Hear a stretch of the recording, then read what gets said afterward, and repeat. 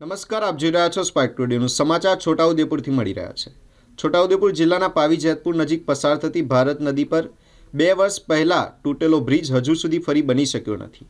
આ દરમિયાન કરોડો રૂપિયાનો ખર્ચ કરી નદીના પટમાં બનાવવામાં આવેલ ડાયવર્ઝન એક પછી એક ધોવાઈ ગયા છે।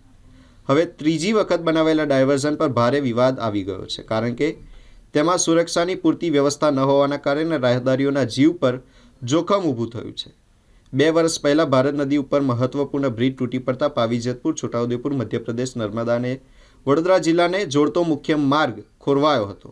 ત્યારબાદ તંત્ર દ્વારા નદીના પટમાં પ્રથમ વખત 2.31 કરોડ રૂપિયાના ખર્ચે ડાયવર્ઝન બનાવવામાં આવ્યું, જે પહેલાં જ વરસાદમાં ધોવાઈ ગયું। બીજા વર્ષે 4 કરોડથી વધુના ખર્ચે બનાવેલા ડાયવર્ઝન પણ પાણીમાં પ્રવાહમાં ટકી શક્યું નહીં। હવે ત્રીજી વખત બનાવવામાં આવેલા ડાયવર્ઝન રાહદારીઓ માટે ખુલ્લું મૂકવામાં આવ્યું છે, પરંતુ એટલું તકલાદી છે કે લોકોમાં ફરી 40 કિલોમીટરનો ચક્કર લગાવવા પડશે તેવી ભીતિ ઊભી થઈ છે। કરોડો રૂપિયાનો ખર્ચ થાય છે, છતાં ડાયવર્ઝન ચોમાસામાં તૂટી જાય છે, તો પછી નેશનલ હાઈવે નંબર 56 ઉપરના બ્રિજનું કામ યુદ્ધના ધોરણે કેમ કરવામાં આવતું નથી? 2 વર્ષથી લોકો તંત્રની બેદરકારીનો ભોગ બની રહ્યા છે। રાહદારીઓનો આરોપ છે કે હાલના ડાયવર્ઝન ઉપર કોન્ટ્રાક્ટર જાણે વેટ ઉતારી હોય તેમ લાગી રહ્યું છે। ડામર રોડ નથી, પાકી સેફટી દિવાલ કે લોખંડની પેરાપીટ નથી, તેની જગ્યાએ વાંસના બાંબુ બાંધી દેવામાં આવે છે, જે અત્યંત જોખમકારક છે। જરા પણ ચૂક થાય તો વાહન સીધું નદીના પટમાં પડવાની ભીતિ છે। રાત્રિના સમયે ધૂળ અને અપૂરતા પ્રકાશના કારણે અકસ્માતનો ખતરો વધી જાય છે। અગાઉના ડાયવર્ઝનમાં પાણીના નિકાલ માટે 140 પાઇપો મૂકવામાં આવ્યા હતા। હવે માત્ર 6 પાઇપો નાખી માટી રેતીથી બનાવેલા ડાયવર્ઝન ખુલ્લું મૂકી દીધું છે। 6 કરોડનો ખર્ચ વ્યર્થ ગયો છે।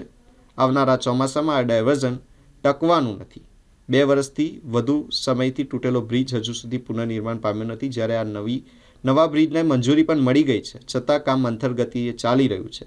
જો સમયસર અને ગુણવત્તાપૂર્વક કામગીરી કરવામાં આવી હોત તો આ લોકોના ટેક્સના કરોડો રૂપિયા પાણીમાં વહી ગયા ન હોત। હવે જોવાનું એ કે તંત્ર આ ગંભીર મુદ્દે ક્યારે આંખ ઉગાડે છે। આવી રજૂઆત ત્યાંના સ્થાનિકો દ્વારા કરવામાં આવી છે। અમને એવું જોયું એટલે અમને એવું લાગ્યું કે આ તો બિલકુલ ગુણવત્તા વગરનું કામ છે। અહીંયા તો બાજુમાં જે ડાયવર્ઝન બનાવ્યું છે સરકારી તંત્ર, પણ એ તો બંબુ બાંધેલા જોયા અમે, તો બંબુથી થોડી ચાલે। એ તો કાયદેસર એને લોખંડની એની રીંગ મારી પડે એને, બરાબર। અને બાઇકવાળા હોય કે 4 વ્હીલ હોય, કોઈ બી જતા અડધી રાતે તો ગમે ત્યારે અંદર જઈ શકે, અને આ એક જાતનું જોખમ છે। આ તો ખરેખર તંત્ર આના પર ધ્યાન દોરવું જોઈએ। સરકારી તંત્ર બનાવે છે, એટલે 6 કરોડ રૂપિયા ફાળવ્યા છે, તો 6 કરોડ જેવું કામ અહીં દેખાતું નથી, બરાબર? કે તકલીફ કોને પડે?